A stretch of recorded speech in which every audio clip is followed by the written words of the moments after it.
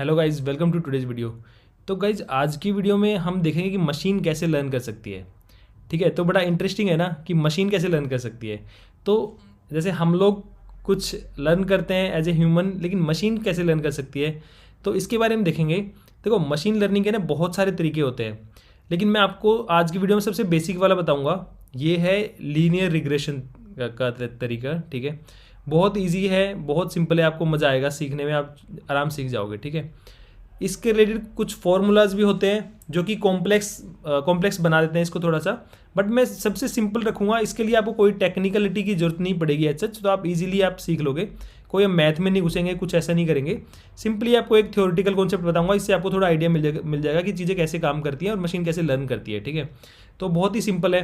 देखो, मशीन को जब अगर हमें सिखाना है तो हमें कुछ एक डेटा देना पड़ेगा, है ना। मशीन क्या होती है, मशीन के पास मान लो एक देखो दो तीन चीज़ होती है, मैं आपको बताता हूँ। देखो, सबसे पहले होता है एक मॉडल होता है। मॉडल कुछ नहीं होता, मॉडल एक फंक्शन होता है बेसिकली।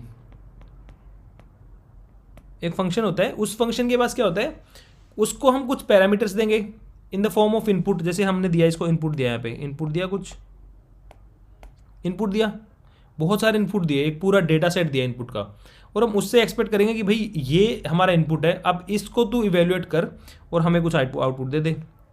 वही तो मतलब हुआ ना मशीन आउटपुट, सॉरी। ठीक है, कि इनपुट लो और आउटपुट दे दो हमें कुछ। बट अंदर क्या होगा, अंदर जो वो फंक्शन होगा ना, या फिर जो मॉडल होगा, वो क्या करेगा, जो इनपुट है उन इनपुट के बेस पे कुछ वो लॉजिकली उसमें मतलब उसमें कुछ लॉजिक अप्लाई करेगा और उसके बेस पे आउटपुट देगा। सिंपल फंडा ये है। ठीक है, अब वो कैसे अप्लाई करेगा लॉजिक, ये भी आप देख लेते हैं अभी हम।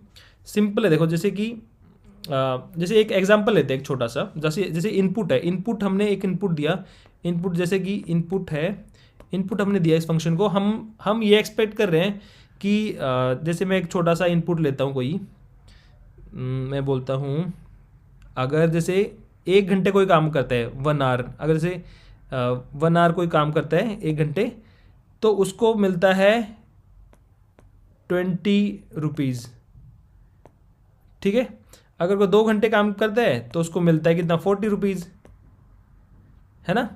अगर कोई 3 घंटे करता है काम तो उसको मिलता है कितना, 60 रुपीज़। ठीक है, इतना हम एक मान के चलते हैं, ये काम करता है इस तरह। ठीक है, इसी तरह बहुत सारा डेटा सेट है, बहुत सारा डेटा सेट है कि हज़ारों लाइन का है। जैसे कि 4 आवर में उसको कितना मिलेगा, 80, 5 आवर में कितना मिला, 100, 6 आवर में कितना मिला, 120, 7 आवर में कितना मिला, 140। ठीक है, ये हो गया, इतना यहाँ तक हो गया कहानी। ये डेटा है पूरा। अब देखो, डेटा सेट है। अब अभी एक और लिख लेता हूँ ताकि डेटा सेट थोड़ा बड़ा लगे। 8 घंटे अगर काम करता है तो कितना मिलता है उसको, 160 रुपये मिलता है अगर 8 घंटे काम करता है तो। ठीक है, पूरा दिन 8 घंटे काम हो गया, खत्म होगी कहानी यहाँ पे। अब देखो, अब सिंपल है कि ये वाला डेटा ना, ये इनपुट है बेसिकली। इस इनपुट को उठा के हम दे देंगे मशीन को। इनपुट है, इनपुट क्या होता है, डेटा में एक एरे की फॉर्म में डेटा दे देंगे ना हम। एरे की फॉर्म में ये सारी रो और ये ऑब्जेक्ट है सारे। 1 घंटा काम है, 20 रुपीज़ है, 2 घंटे के 40 रुपये हैं, 3 घंटे के 60 है। इस तरह हम पूरा इनपुट दे देंगे उस फंक्शन को। ठीक है, इनपुट दे दिया। अब वो फंक्शन क्या करेगा बेसिकली, जो हमारा मॉडल है, मॉडल के पास क्या होगा, मॉडल एक फंक्शन है, लेकिन मॉडल को ये चीज़ पता है कि भाई मॉडल को हमने जब मैथमेटिक्स, थोड़ा सा मैथमेटिक्स भी उसको हम सिखाते हैं, तो हमने ये बता दिया उसको कि भाई जो अर्निंग होती है ना, earning equals two hours into, अभी इसके केस में कितना है, इसके केस में 20 है। आपको साथ पता है कि 20 से अगर मल्टीप्लाई करेंगे हम, 1 घंटे के 20 है तो 2 घंटे के 20 40 बन गया, 20 × 3 60 बन गया। तो 20 इसमें क्या है कि 20 इसका एक वेरिएबल है, जो कि 20 अगर हम 20 से मल्टीप्लाई अगर हम किसको भी कर देते हैं यहाँ पे, तो यहाँ पे वैल्यू आ जाती है हमारे पास। तो इसने earning equal two hours into x को हम वेट बोलते हैं बेसिकली। इसमें हम वेट बोलते हैं।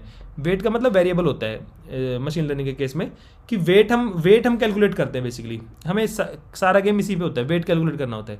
तो अभी मशीन को नहीं पता, मशीन को ये पता है कि भाई अर्निंग होती है ना, अर्निंग वो घंटे को मल्टीप्लाई अगर हम कर देते हैं कोई एक स्पेसिफिक वेरिएबल वैल्यू से, तो हमें अर्निंग मिल जाती है। बट अभी मशीन को नहीं पता कि वो कितना है। अभी मशीन को तो नहीं पता ना 20 है, मशीन को मान लो ये 1 आवर वाला डेटा है, मशीन में तो दिमाग नहीं है, मशीन को नहीं पता कि भाई ये 20 से मल्टीप्लाई कर करके आ रहा है मेरे पास, मशीन के पास सिर्फ ये डेटा है।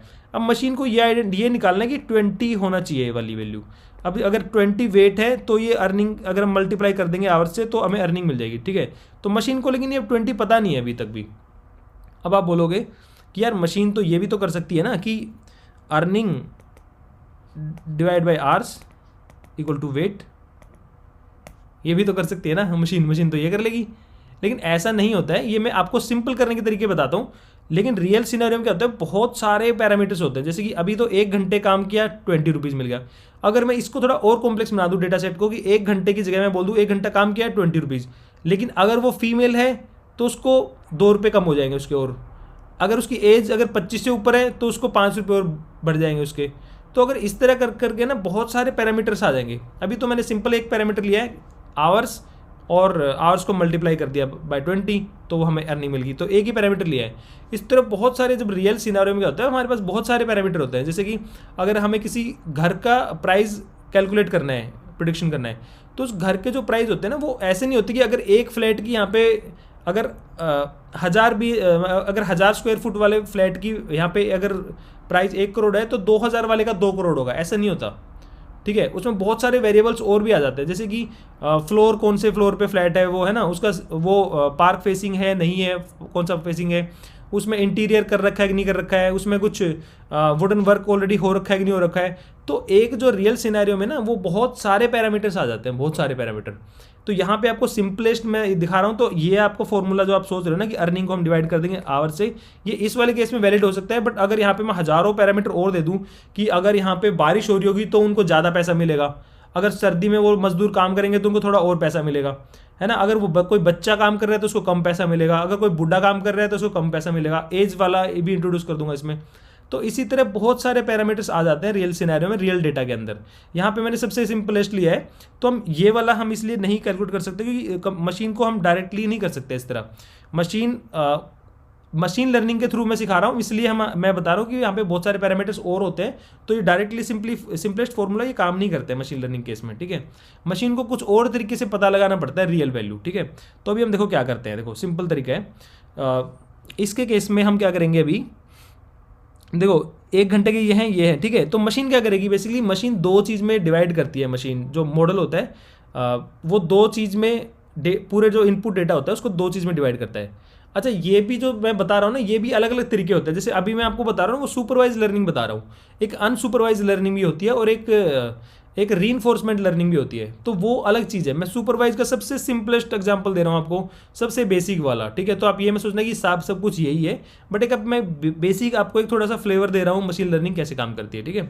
तो देखो इसमें 1 आवर में हुआ, 1 आवर ये सब हुआ। तो मशीन क्या करेगी, मशीन बोलेगी भाई ठीक है एक काम करती हूँ मैं इस डेटा को ना मशीन 80-20% में डिवाइड कर लेती है। मतलब कि वो बोलती है कि इस जो 80% डेटा है, मान लो ये डेटा 80% है, इस डेटा को ना हम यूज करेंगे ट्रेनिंग के लिए, ठीक है। और ये जो 20% डेटा है ना, इस डेटा को हम यूज करेंगे टेस्टिंग के लिए,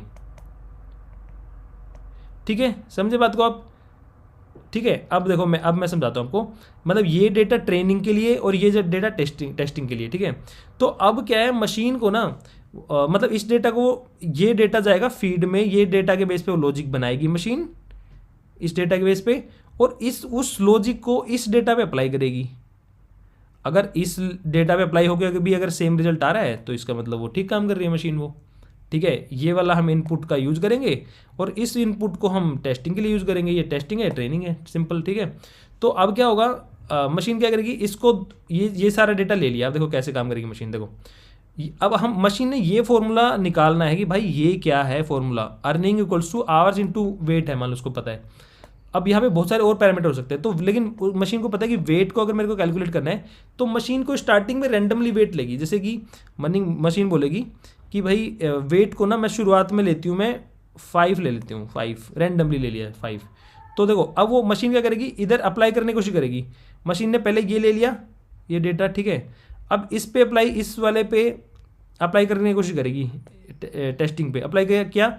अगर 5 से मल्टीप्लाई किया इसने 7 आवर्स इंटू 5, वेट को उसने 5 ले लिया, वेट की वैल्यू 5 ले ली स्टार्टिंग में, 7 कितना हुआ 35 हुआ।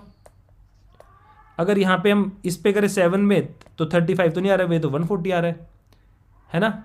तो मशीन क्या करेगी, पूरा मशीन को पता चल जाएगा नहीं भाई मैं गलत हूँ, फिर मशीन इस पर भी अप्लाई करेगी वही। मशीन को पता चल जाएगा कि अगर मैंने 5 लिया तो उसने 5 में क्या हुआ 8 5 40, तो यहाँ पे 40 आया, तो ये भी गलत है। अब मैं दोबारा समझाता हूँ आपको। मान लो मशीन ने वेट लिया, यहाँ पे वेट की वैल्यू ले ली 5 ले ली स्टार्टिंग में, ठीक है। अब उसने बोला कि वेट टेस्टिंग के लिए उसके पास 2 डेटा था, टेस्टिंग के लिए था 7 आवर्स, 7 आवर्स में 7 आवर्स था और 8 आवर्स था, ठीक है, ये था। अब रियल जो आउटपुट था ये था और इसका आउटपुट तो ये था रियल आउटपुट। फिर मशीन ने क्या 5 से मल्टीप्लाई करके देखा इसको, मशीन बोला 7 × 5 कितना आया 35, और 8 × 5 किया यहाँ पे कितना आया 40। तो क्या 35 40 के इक्वल है, नहीं है। क्या 40 160 के इक्वल है, नहीं है, गलत हो गया ना 5 के हिसाब से। ये 5 जो 5 वेट था, मैंने क्या बताया था, ये फॉर्मूला है ना, अर्निंग आवर्स इनटू वेट। तो वेट गलत, 5 वेट जो इसने स्टार्टिंग 5 लिया था वो कैंसिल कर दिया मशीन ने कि भाई ये तो सही नहीं जा रहा मशीन के हिसाब से। फिर मशीन ने और बढ़ाया, फिर उसने 10 किया, फिर उसने मशीन ने अज्यूम किया कि वेट इक्वल्स टू हम लेंगे 10 इस बार, ठीक है। अब उसने फिर से इस पर ट्राई किया 10 भी, इसने बोला 7 × 10 कितना आया 70, इसने बोला 8 × 10 आया कितना 80 आया। तो रियल जो टेस्टिंग वाला डेटा था उसमें कितना था 140 था। क्या ये 140 के इक्वल है, क्या 160 को इक्वल है, नहीं है। तो मशीन ने देखा कि अगर मैं 10 लेती हूँ वेट तब भी ये मैच नहीं कर पा रहा है, तो ये 10 भी कैंसिल हो गया, ठीक है। फिर मशीन ने लिया कि मशीन ने डिसाइड किया कि चलो इस बार हम, अब मशीन को ये पता है कि जो वैल्यू आ रही है ना, देखो 70 आ रही है, 70 आ रही है, लेकिन जो टेस्टिंग आउटपुट है उससे कम है, तो इसको मतलब उसको वेट बढ़ाना पड़ेगा। वेट मतलब वैल्यू बढ़ाने के लिए वेट को और बढ़ाना पड़ेगा, तो मशीन और थोड़ा वेट को बढ़ाएगी अभी बेसिकली, ठीक है। मशीन अभी बढ़ाएगी इस वेट को, ठीक है। मशीन ने बढ़ाया इसको वेट को, मशीन ने बोला देखो अभी वेट को बढ़ाया, इसने बोला 15 लेते हैं इस बार, इसने 15 कर दिया। अब इसने बोला ये कर दिया 15 कर दिया इसने, तो इसने इस बार लिया वेट 15, ठीक है। तो 15 को इसने फिर से 15 से मल्टीप्लाई करके देखा, 7 से कितना 105 आया। इसी तरह इसने 8 से 15 को मल्टीप्लाई करके देखा, कितना आया 120 आया, ठीक है। तो लेकिन ये जो 140 था ये 140 से मैच तो नहीं कर रहा है, 140 क्या है, नहीं है, 140 तो मैच नहीं कर रहा, और ये भी मैच नहीं कर रहा किससे 160 से। तो इसको पता चला कि अभी भी थोड़ा कम रह रहा है, जो हमें आउटपुट, हम टेस्टिंग जो आउटपुट है उससे कम रह रहा है, तो वेट को थोड़ा और बढ़ाओ। मशीन ने फिर से वेट बढ़ाया थोड़ा और, अब उसने वेट को 15 की जगह पे लिया 20, वेट लिया 20 ले लिया। अब उसने फिर से इस पर टेस्टिंग पे अप्लाई किया, 20 किया कितना हुआ 140, और 8 पे किया इसने कितना हुआ 160। तो जो आउटपुट था ये वाला, ये कितना 140 के इक्वल है, 160 इक्वल है, यस मैच हो गया ना। तो अब क्या हुआ है, मशीन को ये पता चलेगा कि भाई ये जो वैल्यू थी ना वेट की, ये परफेक्ट वैल्यू है, मतलब इस वाले ट्रेनिंग डेटा के लिए वेट की वैल्यू 20 है 20। तो उसने सेट कर दिया कि भाई उस जब वो मशीन मॉडल है उसने लर्निंग कर ली, यही है लर्निंग। उस मशीन मॉडल ने कहीं पे वेट ये स्टोर कर रख लिया कि भाई वेट इक्वल टू 20 है इस वाले डेटा के लिए, ठीक है। अब जब हमने ट्रेनिंग करी, हमने ये सारा डेटा दिया, ये वाला डेटा सारा दिया, हमने ये डेटा दिया था, इसमें से मशीन ने डिवाइड कर लिया था, थोड़ी इससे ट्रेनिंग करी मॉडल ने और इससे टेस्टिंग अप्लाई कर दी। अब मशीन को पता चलेगा कि वेट इक्वल टू 20 है भाई, ठीक है। अब 20 वेट होने के बाद ना मशीन को आप कोई भी डेटा दे दो, मशीन आपको प्रेडिक्ट कर देगी। मशीन को आपने दिया कि अगर भाई कोई 100 घंटे काम करेगा, 100 आवर्स काम करेगा, तो कितना आएगा बताओ, 2000 आ गया ना, 2000 रुपये आ गया उसका 100 घंटे पे, समझे बात को। तो मशीन को अब पता चलेगा कि भाई अगर कुछ भी आप डेटा दे दोगे ना, अब मशीन ने लर्निंग कर लिया कि भाई वेट इक्वल्स टू 20 है इस वाले। अब यही तो लर्निंग है, दिस इज द लर्निंग कर ली मशीन ने। अब उस मॉडल ने कहीं स्टोर कर लिया है, अब उस मॉडल को आप कहीं पे डिप्लॉय कर दो या कहीं भी कर दो ना, उस मॉडल के साथ ये 20 वेट डेटा 20 गया है, ये यही उसकी लर्निंग है। अब उसने 20 वो अपने साथ लेके जाएगा वो मॉडल कहीं भी, जैसे हम बोलते हैं ना कि मॉडल को ट्रेन कर दिया और फिर मॉडल को यूज कर लिया कहीं पे, तो वो अपने अंदर पैरामीटर्स को ही स्टोर कर लेता है, updated parameter on the basis of given input, ठीक है। तो अभी 20 हो गया ना, अब इससे कुछ भी कभी पूछ लोगे नहीं, सही आंसर देगा। अब इसको अगर आप बोलोगे कि भाई मेरे को 120 घंटे का बता दे इस मॉडल को, आपने कहीं डिप्लॉय कर दिया, वहाँ पे रियल सिनेरियो आया 120 घंटे का बता दे, इसने क्या किया 20 इसके पास वेट था, इसको पता था कि इस पे 20 काम करता है इस पे, तो इसने क्या किया बोल दिया कि 2400 आ जाएगा भाई, खत्म, 2400 रुपीज़ होगा, इसने प्रेडिक्ट कर दिया। लेकिन रियल सिनेरियो में क्या होता है, ये तो एक मैंने बहुत ही बेसिक वाला बता दिया है आपको। रियल सिनेरियो में बहुत सारे पैरामीटर होते हैं, उसके बेस पे आपको कभी भी एग्जैक्ट नहीं मिलता, एक प्रेडिक्शन आपको नियर बाय प्रेडिक्शन मिलता है। ये तो मैंने बिल्कुल कट टू कट आपको बहुत सिंपलेस्ट एग्जांपल बता दिया।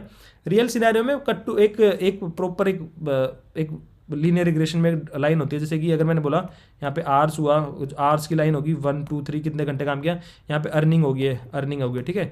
तो इसमें एक लीनियर रिग्रेशन में ऐसे एक लाइन डेटा पॉइंट्स के बेस पे ऐसे लाइन बनती है, वो मैं जब मैं लीनियर रिग्रेशन बताऊंगा तब बताऊंगा, ठीक है। उसमें लाइन का फॉर्मूला भी यूज होता है, बट वो भी इजी है, सब सिंपल है, ठीक है।